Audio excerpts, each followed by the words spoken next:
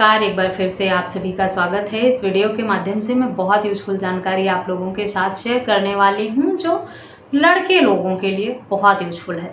काफ़ी सारे लोगों का सवाल इस टॉपिक पे आता रहता है और वर्तमान में ये बहुत ही मेजर समस्या बन गई है कि महिलाएं उनके हक में जो कानून बनाए गए हैं उनका मिसयूज बहुत ज़्यादा कर रही हैं और पति और ससुराल वालों के खिलाफ झूठे मामले दर्ज कराती हैं। पुरुषों का यह कहना है कि उनके हक में कोई कानून बना ही नहीं है, महिलाएं कानून का मिसयूज कर रही हैं और वो ये जानते हुए भी कि महिला मेरे साथ हिंसा कर रही है, अपराध कर रही है, प्रताड़ना कर रही है, धमकियां दे रही है, मुझे झूठे केस कर दिया है, उसके बाद भी मैं उनके खिलाफ कोई केस नहीं कर पा रहा हूं क्योंकि मेरे हक में कोई कानून ही नहीं बना है। पुरुषों का ये कहना है।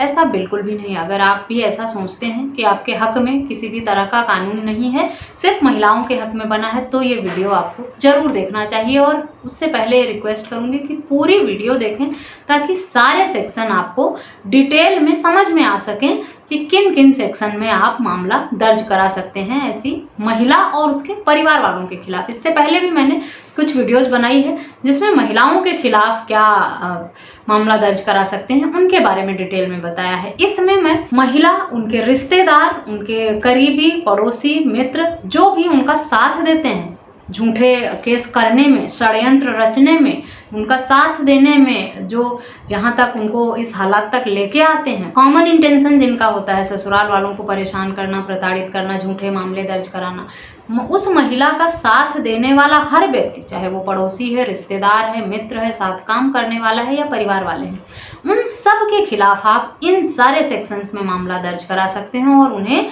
10 साल तक की जेल की सजा हो सकती है। जिन जिन सेक्शंस के बारे में मैं इस वीडियो में बताने वाली हूँ, तो पूरी जानकारी पाने के लिए इस वीडियो को अंत तक जरूर देखें। अगर मेरे चैनल पर नए हैं, अब तक सब्सक्राइब नहीं किया है, तो प्लीज सब्सक्राइब करके बेल आइकन को जरूर प्रेस करें ताकि इस तरह की और भी इंफॉर्मेटिव वीडियोस आपको घर बैठे मिलती रहें। ज्यादा जो समस्या है वो है पुरुषों के पास कि महिलाएं झूठी एफिडेविट देकर मेंटेनेंस की मांग कर लेती हैं और उन्हें मेंटेनेंस का आदेश हो जाता है। झूठी एफिडेविट देने पर भी आप उस महिला को पनिशमेंट दिला सकते हैं, कानून में प्रावधान है। तो आपको इस सेक्शन का उपयोग तो करना ही है। इस पर डिटेल वीडियो मैंने बनाई है, उसे आप देख सकते हैं चैनल की प्लेलिस्ट में जाकर कि अगर कोई महिला झूठे एफिडेविट, झूठे साक्ष्य, झूठे सबूत देकर मेंटेनेंस की मांग करती है या आदेश करा लेती है तो आपके पास क्या विकल्प है और किस तरह से आप ऐसी महिला को पनिशमेंट दिला सकते हैं। इसके बाद समस्या जो है लोगों की वो ये है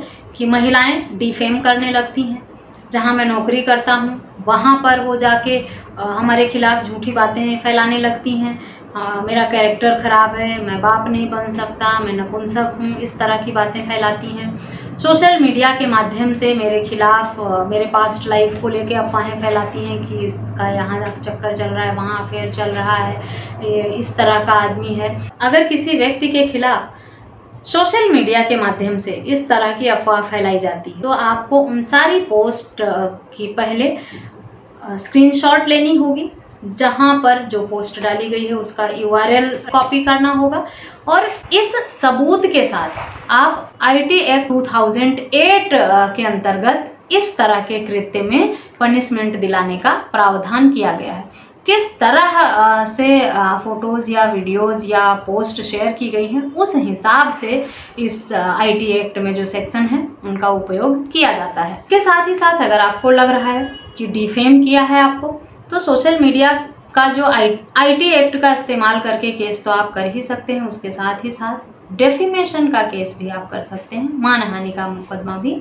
कर सकते हैं। ये BNS के सेक्शन 356 के सब क्लॉज 2 के अंतर्गत आपको करना होगा, जिसमें 2 साल की सजा, फाइन या कम्युनिटी सर्विस की पनिशमेंट देने का प्रावधान किया गया है। इसके साथ ही साथ अगर आपके घर में घुसकर उसके परिवार वाले, रिश्तेदार, मित्र, पड़ोसी मारपीट करके गए हैं तो उसके लिए 1 साल की सजा और 10,000 रुपये जुर्माने का प्रावधान है। इसके लिए आपको BNS के सेक्शन 115 के सब क्लॉज 2 के अंतर्गत मामला दर्ज कराना होगा। इस मामले को दर्ज कराने के लिए आपको ऑडियो, वीडियो, कॉल रिकॉर्डिंग अगर प्रूफ के तौर पे हैं तो वो देना होगा या मेडिकल प्रूफ आपको देना होगा, जिसे आप किसी गवर्नमेंट या प्राइवेट हॉस्पिटल से बनवा सकते हैं। जब भी मारपीट हो गंभीर चोट लगे या सामान्य चोट लगे तो मेडिकल रिपोर्ट बनवाकर जरूर रख लें, ताकि भविष्य में ज़रूरत पड़ने पर आप उसका इस्तेमाल कर सकें। मेडिकल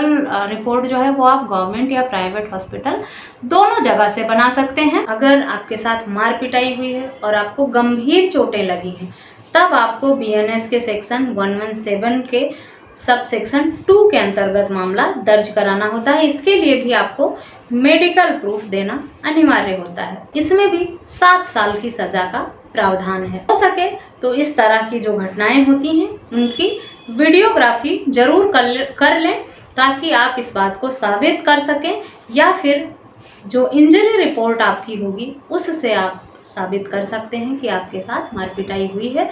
और जो भी व्यक्ति शामिल थे, जिन व्यक्तियों ने इस तरह का कृत्य किया है, आप उन सब के नाम पर इन सेक्शंस के अंतर्गत मामला दर्ज करा सकते हैं। अगर घर में घुसकर तोड़फोड़ करते हैं, ये भी बहुत आम सी घटना है।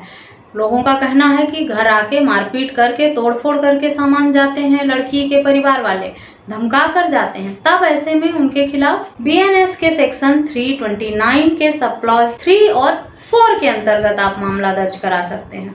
इसमें 1 साल की सजा का प्रावधान है। समझने की बात यह है यहाँ कि अगर सिंपल चोट आई है तो BNS के सेक्शन 115 के सब सेक्शन 2 के अंतर्गत मामला दर्ज होगा। गंभीर चोट आने पर 117 के सब सेक्शन 2 के अंतर्गत मामला दर्ज होगा। धमकी देने के लिए BNS के सेक्शन 350 के सब सेक्शन 2 और 3 के अंतर्गत मामला दर्ज होगा। अगर घर से आपके कीमती सामान लेकर चले गए हैं, जैसे आपका एजुकेशनल डॉक्यूमेंट्स हो गया, पासपोर्ट हो गया, DL हो गया, इस तरह के इम्पॉर्टेंट डॉक्यूमेंट्स और सामान होते हैं, उसे अगर उठाकर ले जाते हैं घर में घुसकर ज़बरदस्ती, तब ऐसे में उनके खिलाफ BNS के सेक्शन 316 के सब क्लॉज 2 के अंतर्गत मामला दर्ज किया जाता है, जिसमें 5 साल की सजा और जुर्माने का प्रावधान है। घर में घुसकर मारपीट की है, 329 का सब सेक्शन 3, 126 का सब सेक्शन 2, 115 का सब सेक्शन 2, 117 का सब सेक्शन 2, इसके साथ ही साथ सब सेक्शन 3 और 5 के अंतर्गत मामला दर्ज करना होगा। अगर फोन पर सब आपस में बातचीत करके, सांठगांठ करके और एक प्लानिंग के साथ, गलत इरादे के साथ पूरी प्लानिंग करते हैं सब, उसके बाद आपके घर में घुसकर मारपीट करते हैं, तब इसके लिए आप BNS के सेक्शन 61 के सब सेक्शन 2 क्रिमिनल कॉन्स्पिरेसी के अंतर्गत मामला दर्ज करा सकते हैं। BNS के सेक्शन 329 के सब सेक्शन 3 के अंतर्गत, 126 के सब सेक्शन 2 के अंतर्गत, 115 के सब सेक्शन 2 के अंतर्गत, 117 के सब सेक्शन 2 के अंतर्गत, इन सारे सेक्शंस के अंतर्गत मामला क्रिमिनल कॉन्स्पिरेसी और कॉमन इंटेंशन और धमकी देने को लेकर दर्ज करा सकते हैं। तो ये कुछ सेक्शन हैं जिनका उपयोग करके आप अपने ससुराल वालों के खिलाफ या अपने पत्नी के रिश्तेदार जो हैं, उनके सगे संबंधी जो हैं, उनके परिवार वाले जो हैं, अगर आपको धमका रहे हैं, मारपीट कर रहे हैं, प्रताड़ित परेशान कर रहे हैं, घर में घुसकर मारपिटाई की है, धमकियां दे रहे हैं आपको और ग्रुप बनाकर आप पर दबाव बना रहे हैं, धमकी दे रहे हैं, कुछ भी इस तरह का आपके साथ अत्याचार हो रहा है, प्रताड़ना हो रही है, परेशान किया जा रहा है, तो ये सारे सेक्शन आपके हक अधिकारों के लिए ही बने हुए हैं। इनका उपयोग करके आप ऐसे व्यक्तियों के खिलाफ मामला दर्ज करा सकते हैं और उन्हें पनिशमेंट भी दिला सकते हैं। आशा करती हूँ ये जानकारी आपके लिए यूजफुल होगी। वीडियो यूजफुल लगी है तो चैनल को सब्सक्राइब करके बेल आइकन को प्रेस करना बिल्कुल भी ना भूलें। मुझसे संपर्क करना चाहते हैं तो वीडियो में दिए गए WhatsApp नंबर पर संपर्क करके या कमेंट करके आप मुझसे सवाल पूछ सकते हैं। इस वीडियो में बस इतना ही। मिलते हैं नेक्स्ट वीडियो में, तब तक के लिए थैंक यू एंड बाय।